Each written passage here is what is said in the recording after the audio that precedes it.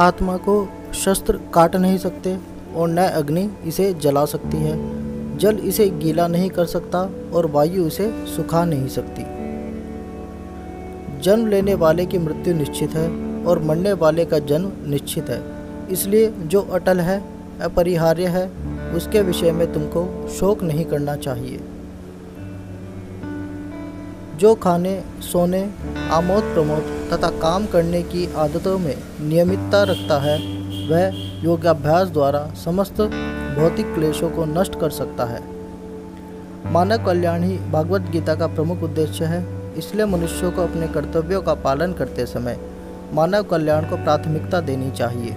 मनुष्य का मन इंद्रियों के चक्रव्यूह के कारण भ्रमित रहता है, जो वासना, लालच, आलस्य जैसी बुराइयों से ग्रसित हो जाता है।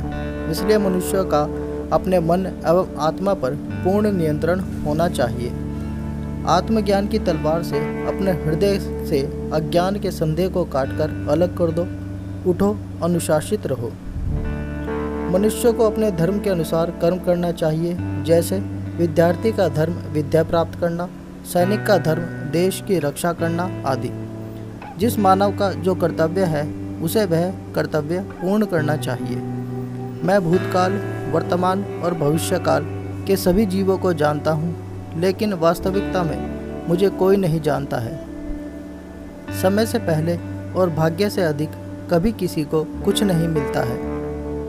श्रेष्ठ पुरुष को सदैव अपने पद और गरिमा के अनुरूप कार्य करने चाहिए, क्योंकि श्रेष्ठ पुरुष जैसा व्यवहार करेंगे तो इन्हीं आदर्शों के अनुरूप सामान्य पुरुष भी वैसा ही व्यवहार करेंगे। जो मनुष्य जिस प्रकार से ईश्वर का स्मरण करता है, उसी के अनुसार ईश्वर उसे फल देते हैं। कंस ने श्री कृष्ण को सदैव मृत्यु के लिए स्मरण किया, तो श्री कृष्ण ने भी कंस को मृत्यु प्रदान की। अतः परमात्मा को उसी रूप में स्मरण करना चाहिए जिस रूप में मानव उन्हें पाना चाहता है।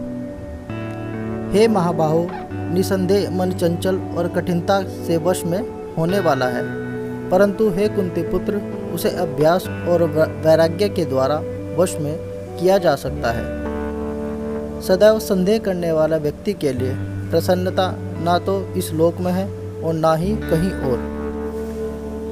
जो मन को नियंत्रित नहीं कर सकते, उनके लिए वह शत्रु के समान कार्य करता है। कोई भी इंसान जन्म से नहीं बल्कि अपने कर्मों से महान बनता है।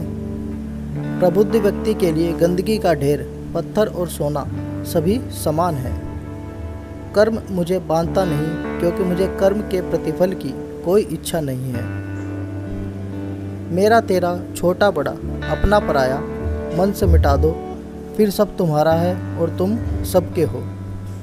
जिसने मन को जीत लिया है, उसने पहले ही परमात्मा को प्राप्त कर लिया है, क्योंकि उसने शांति प्राप्त कर ली है। ऐसे मनुष्य के लिए सुख दुख, सर्दी गर्मी और मान अपमान एक से हैं। फल की अभिलाषा छोड़कर कर्म करने वाला पुरुष ही अपने जीवन को सफल बनाता है। परमात्मा को प्राप्ति के इच्छुक ब्रह्मचर्य का पालन करते हैं। जन्म लेने वाले के लिए मृत्यु उतनी ही निश्चित है जितना कि मृत होने वाले के लिए जन्म लेना। इसलिए जो अपरिहार्य है